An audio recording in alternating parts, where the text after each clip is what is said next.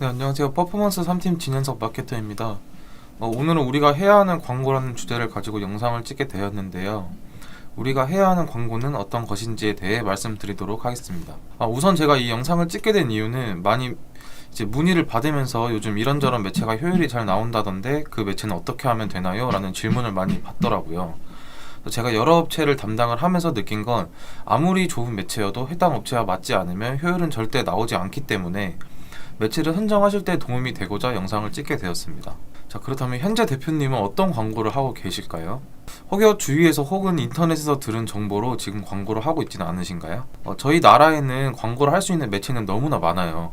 아마 생각하고 계신 것보다 훨씬 더 많을 텐데 당연히 모든 매체를 다 운영을 할 수 있으면 좋은데, 하지만 모든 매체를 운영을 하려면 그만큼 돈도 많이 들고 운영하는 리소스도 많이 들고 관리하기도 어려울 거예요.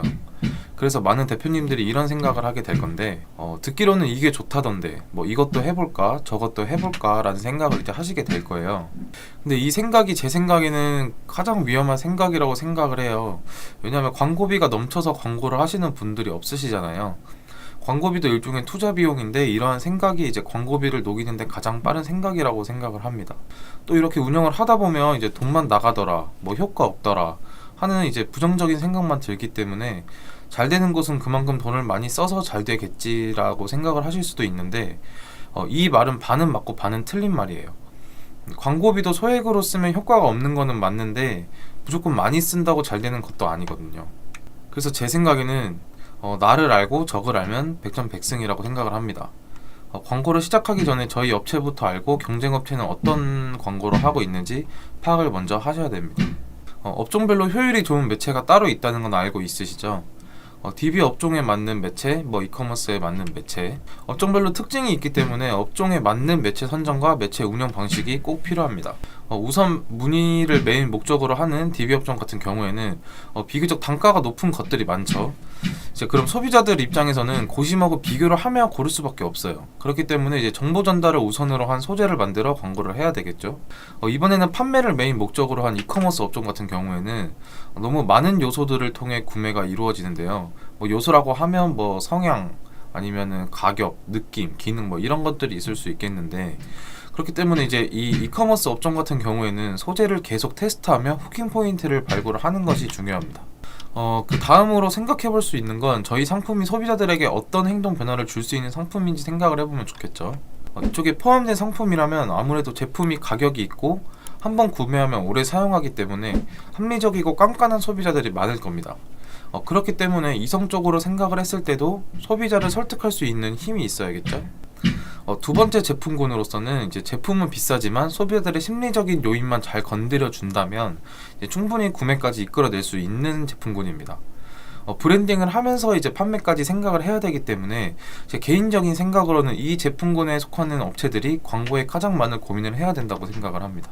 다음으로는 이제 가격이 그렇게 비싸지는 않지만 생활에 있어 꼭 필요한 상품이기 때문에 이제 어느 정도 기능적으로도 소구점이 있어야 하고 이제 이 부분을 어필할 수 있는 광고가 필요할 겁니다. 자사의 강점을 시각적으로 표현을 할 수 있다면 가장 좋겠죠. 뭐 예를 들어 뭐 GFA라든지 뭐 SNS 광고를 통해 광고를 했을 때 효율이 좀 좋았던 것 같아요. 마지막 제품군은 가격적으로 부담이 없기 때문에 소비자들은 일단 행동을 먼저 취하기 때문에 이제 개인적으로는 광고를 하더라도 좀 공격적인 광고보다는 이제 바이럴 쪽으로 진행을 하면 좋을 것 같다고 생각을 해요. 이렇게 저희에 대해서 파악을 하고 그럼 어떤 광고를 하면 좋을까라고 생각을 하기 전에 경쟁사는 어떤가에 대해 또 생각을 해야 합니다.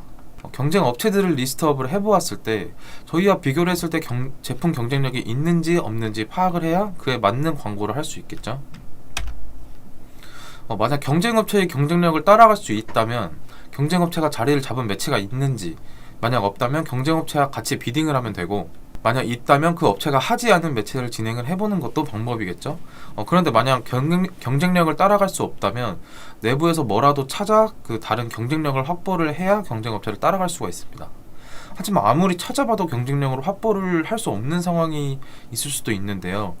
또 그런 상황일 때도 그거에 맞게 광고를 진행을 해야 돼요. 근데 이 부분은 좀 디테일하게 들어가야 되는 부분이기 때문에 이제 이 부분에 관련해서는 다음의 영상을 따로 찍어서 자세하게 말씀을 드리도록 할게요. 그래서 결론을 말씀을 드리자면 이렇게 우선 진행을 해보고 반응이 오는 매체로 광고를 쭉 진행을 하는 것이 아니라 자사와 타사를 꼼꼼히 분석을 한 후에 이제 자사에 꼭 맞는 매체를 선정을 해서 진행하는 것이 중요합니다. 이제 그래야 이제 불필요한 광고비 지출도 막고 이제 광고비 대비 수익률과 이제 매출도 늘릴 수 있다고 생각을 합니다. 이번 영상이 매체를 선정하는 데 좀 도움이 되셨을까요? 다음번에는 이번 영상에 이어 조금 더 구체적으로 그래서 어떤 매체를 이용을 해야 하는지에 대한 영상으로 찾아뵙도록 하겠습니다. 오늘 영상 내용 이외에 광고에 관련해서 문의사항 있으시다면 여기에 있는 연락처로 연락 주시면 상담 도와드리도록 하겠습니다. 감사합니다.